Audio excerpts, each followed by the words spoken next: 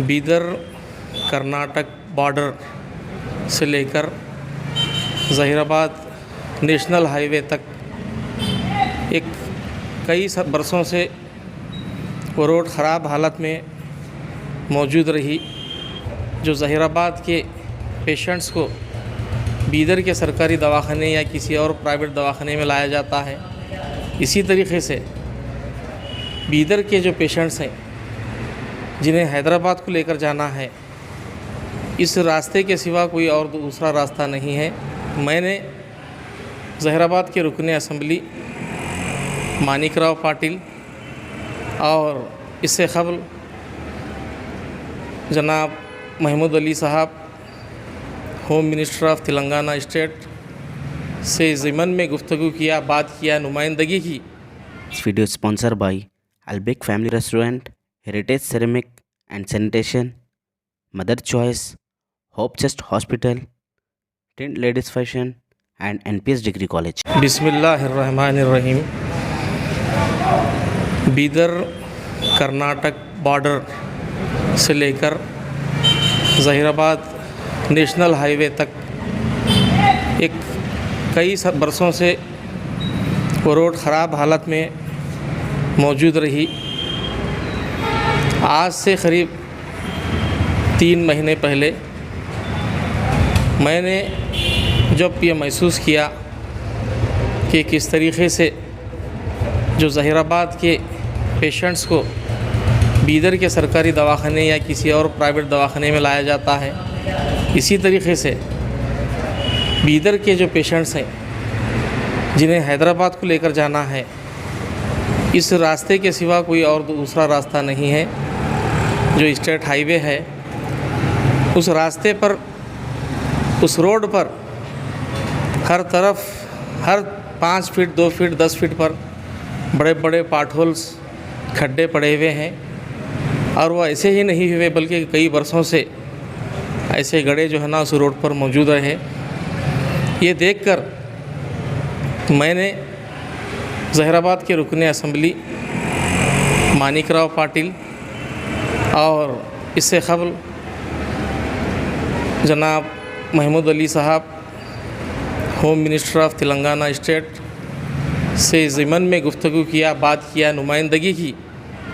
तो उन्होंने कुछ मशवरे मुझे दिए। फिर इसके बाद वो ज़हीराबाद के MP मिस्टर BV पाटिल और मिस्टर मानिकराव पाटिल से मैं मुसलसिल इस काम के लिए रफ्त में रहा। जो पहली मरतबा MLA ज़हीराबाद से मैं मुलाकात किया था, उस वक्त वहाँ के कारपोरेटर भी मेरे साथ थे। तो मैंने MLA साहब से ये नुमाइंदगी की कि क्यों ना इसे इंसानी सहूलत की बुनियाद पर फौरी तौर पर इस रोड को दुरुस्त किया जाए या नए असर नौ तामीर किया जाए। तो MLA साहब फौरी किसी मुताल्लिक़ा डिपार्टमेंट के आला अहदेदार को हिदायत जारी किए और 10 था 12 दिन का वक्त मुझे दिया। लेकिन ये वक्त गुज़रने के बाद देखा ये गया है कि वो रास्ता अभी दुरुस्त भी नहीं हुआ। फिर इसी पर मैं खामोश नहीं रहा बल्कि मुसलसल उनको फ़ोन करता रहा। तो उससे लेके ये रास्ता करीब 5-7 दिन पहले से ये रोड जो है बीदर ज़हीराबाद, उसकी दुरुस्तगी अमल में आ चुकी है। शायद और कुछ बाकी होगा, वो भी पूरा हो जाएगा। इतना ही नहीं, 1-1.5 से 2 महीने में इंशाअल्लाह उस रोड को रिन्यूअल किया जाएगा। और इसमें बहुत दिलचस्पी से जो है ना वो कायदीन काम किए और ताउन अमल पेश किया है।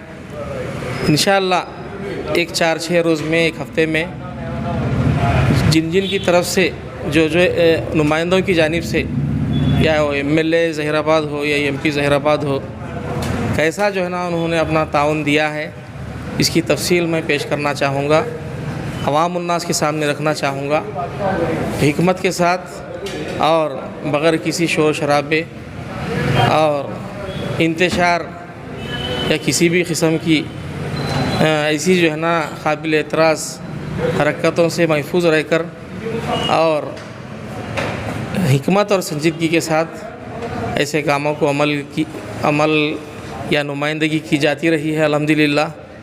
उसकी एक बहुत बड़ी एक कड़ी है, वो फौरी तौर पर उसे गिनवाया नहीं जाता। अल्लाह का फ़ज़ल है कि हमारी नुमाइंदगी को उन्होंने कबूल ना सिर्फ कबूल करते हुए अमलावारी के लिए हर मुमकिन उन्होंने जो कोशिश की है, उसे मैं हफ्ता 8 दिन में इंशाअल्लाह उसे दोबारा आपके सामने रखूँगा। चूँकि ये ख्वाहिश की गई थी कि वो क्या कुछ नुमाइंदगी आपसे हुई थी, क्या हुआ था, तो उस बुनियाद पर जो है ना मैं ज़रूरी समझा कि लोगों को, आवाम को जो है ना ये वाक़यात जो हुआ था उसकी तफसील आपके सामने, मुख्तसर तफसील आपके सामने रखूँ।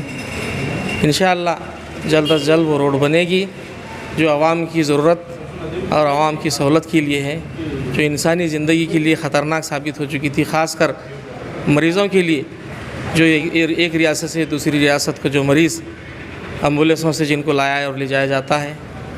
मैं उनसे ज़ाहिर तशक्कुर किया हूँ, उनका थैंक्स किया हूँ इंशाअल्लाह। और जो कुछ बातें उसके बुनियादी तौर पर हैं, हमारे अंदाज़े जो है ना नुमाइंदगी या रिप्रेजेंट करने का, और कैसा जो है ना उन्होंने इसका असर लिया है, इंशाअल्लाह मैं चूँकि खामोश इस वास्ते था अब तक, इनकी सारी चीज़ें पाए तकमील को पहुँचने के बाद जो है ना उसे बताया जाए। लेकिन हमारे साथियों ने इस बात की ख्वाहिश की कि वो लोगों को मालूम होना या आवाम को मालूम, इल्म में आना ज़रूरी है कि काम किस बुनियाद पर किस तरीके से हुआ। तो उस वास्ते जो है ना ये बात मैं आपके सामने रख रहा हूँ।